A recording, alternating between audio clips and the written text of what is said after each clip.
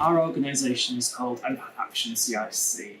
We're an arts and wellness organisation, and we use the arts to empower people to tell their own stories and tell the stories that they care about. We practice a lot of our work in the Ryden Shopping Centre in the unit we have, which is very close to the escalators, as you may be able to hear.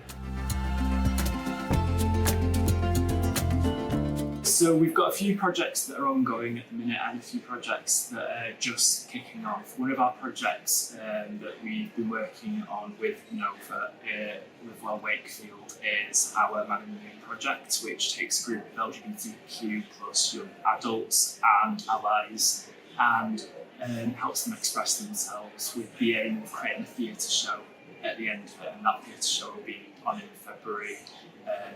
Back in February, details coming soon. One of our other projects that we're just about to sort of kick off on is the Community Costume Emporium.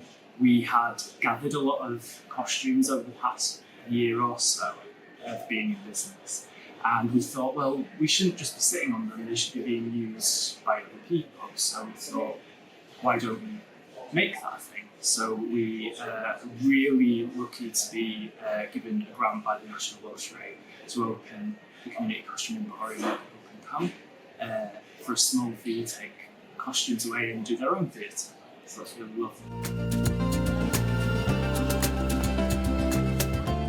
Partnership working, I really think, is the backbone of sort of any organisation that's really looking to serve as many people in the community as possible, because what it enables you to do is it enables you to cross demographics and things like that. So what I would say is, in terms of how to form partnerships, is be part of your community first of all. I think that's a really big thing.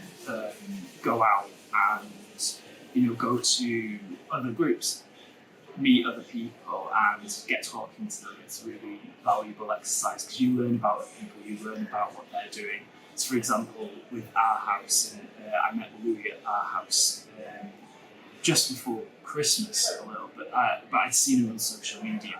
And so we got talking, and from there, what we could both do for each other's groups really kind of came through. So it's those kinds of conversations that allow things to develop. I think that what we do as a sector is incredibly valuable. I think that what we all do individually is incredibly powerful and valuable. I think when we partner with other organisations and when we're given space to partner with other organisations critically, then magical things can happen, because we're able to come at it from an authentic point of view rather than being sort of a jack of all trades, as it were. We can actually go to somebody who's got a specialty and go, we'd love to do this, can you do this part of it really well, because I've seen what you do, your work, you look amazing. So you really are able to trade skills there and serve more people in a way that helps you and helps others.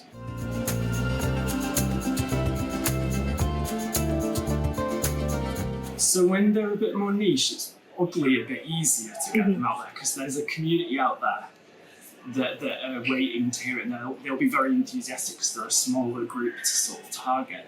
One thing that we have found is, as an organisation, and I'm sure other organisations do this similarly, is you do your press releases, you chase newspapers, you chase, but you can't predict what people will pick up on.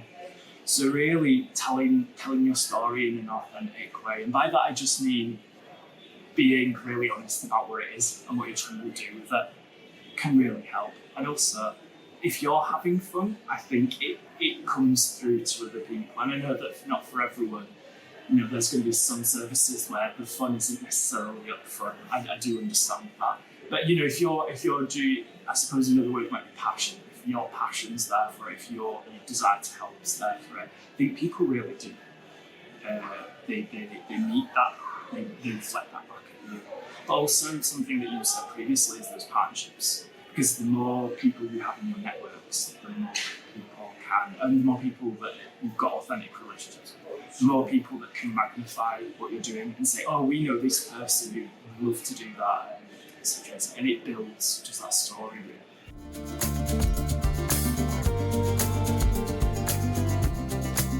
Social media is one of those things, I think, where it's absolutely vital for every organisation to do it. And at the very same time, it feels like it's absolutely not vital and you don't want to do it at all because it feels like busy work. But the thing that I've come to understand is that really you're telling a story when you're online. Every single post is a thing that you're telling about what you do and why.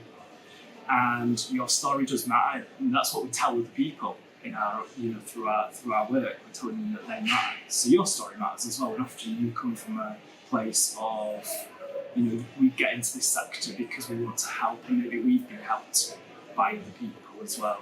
So I think really, in terms of prioritising social media, something that I've really sort of embraced is that we need to be showing up truthfully and showing up and really trying to have those conversations and not just sort of posting randomly and hoping for the best, if that makes sense. Don't be afraid to get out there and do it, because I think the third sector, voluntary and community organisations in general, I think that they're it's a very dynamic environment in where people want you to be there. I don't feel like we're all competing or anything like that, which you would do in a normal kind of business environment. I feel like we all want to help people, we all want to be there for our communities, and because of that, a lot of us are very much of the mind of the more the merrier, and reach out to organisations that are maybe doing similar to what you're doing, but also to people who are doing completely differently from what you're doing. We met Paula from Evergreen Active, and we have conversations all the time, little banks involved on social media and things, and they do something very different to what we do in some ways, but in another way, it's about improving people's mental health and wellness, and so there's a lot there to share and grow with alongside other organisations wherever they're at in their journey. So don't be afraid to take those chances and talk to people.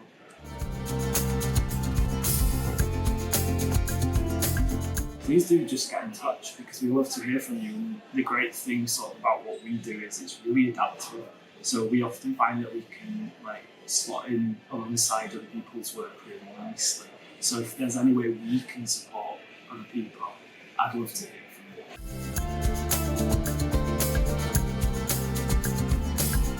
The things that we do as part of our Man in the Moon project, which is funded by Wakefield, is that we have a creative group full of LGBTQ young adults, and we meet on Mondays, and they are kind of like the behind-the-scenes creative team of the production that we're putting together. A couple of them are in the acting side of it as well, but mainly in the creative thing.